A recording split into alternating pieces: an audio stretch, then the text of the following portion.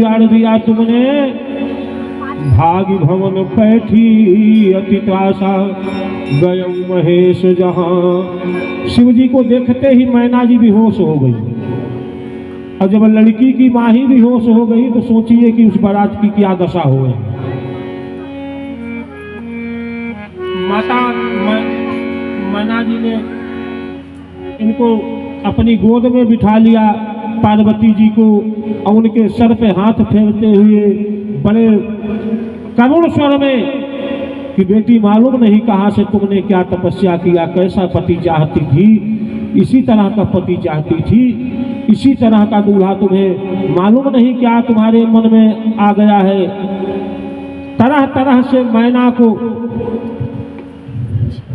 समझाया। मैना ने जब पार्वती जी से कहा तो पार्वती जी ने बहुत तरह से मैना जी को समझाया, लेकिन मैना जी की समझ में कुछ नहीं आया। उन्होंने कहा कुछ भी हो, मैं इस लड़के से विवाह नहीं करूंगी।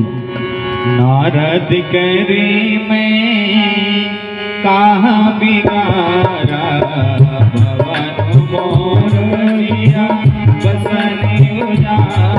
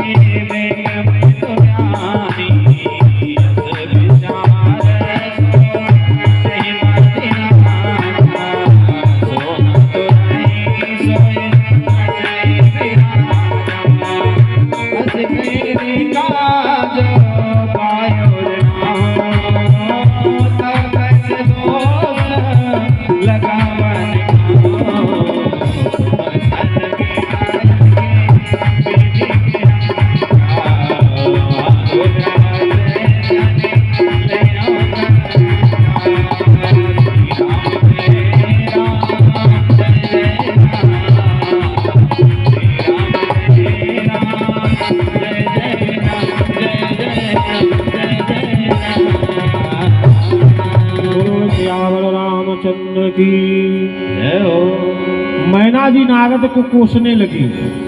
जैसे विवाह में एक अगुआ होता है ना, लड़की कहीं की लड़का कहीं का अगुआ, मध्यस्थ जो होता है वो बताता है कि भैया फला आदमी का लड़का है, देख लो, पसंद हो कर लो। तो यहाँ तो मध्यस्थ नारद जी थे। नारद जी को तरह तरह से मैना कोसने लगी, और यह भी उन्होंने कहा कि हमारी बेटी के दिमाग में मालूम नहीं कहाँ से उस समय पत्थर पड़ गया था कि नारद ने जो बताया कि जाके तपस्या करो, तपस्या करने चली गई, और तपस्या का फल ये, और नारद क्या जानेगा। जैसे एक बाझन स्त्री प्रसव पीड़ा को क्या समझेगी, बच्चे की पीड़ा को क्या समझेगी, उसी तरह नारद के न घर है, न द्वार है, न बच्चा है, न बीवी, ये दूसरे की पीड़ा क्या समझेगा। मालूम नहीं क्या हमारी बेटी को पढ़ा दिया उल्टा सीधा कि हमारी बेटी सब उल्टा सीधा काम कर गई, और ऐसे बेवकूफ व्यक्ति को हमारा दामाद बना के ले आके खड़ा कर दिया। बहुत उल्टा सीधा मैना ने बोला, यहाँ तक कि विवाह करने के लिए मैना ने मना कर दिया कि मैं विवाह नहीं करूंगी, चाहे कुछ भी हो जाए। राजा हिमांचल को भी उन्होंने कहा कि विवाह नहीं होगा। तब पार्वती जी ने बड़े मधुर वचन में माता मैना को समझाया कि जन ले हूँ मातु कलंक करुणा, परिहरहूँ अवसर नहीं, दुख सुख जो लिखा लीलार कोमल, हमें जाब जहाँ पाऊ बताई।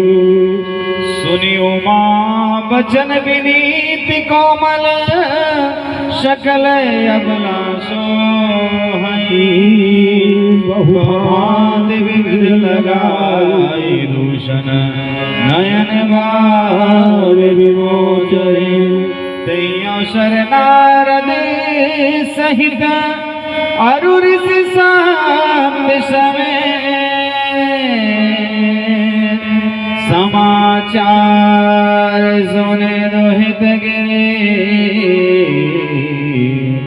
गवने तुरंत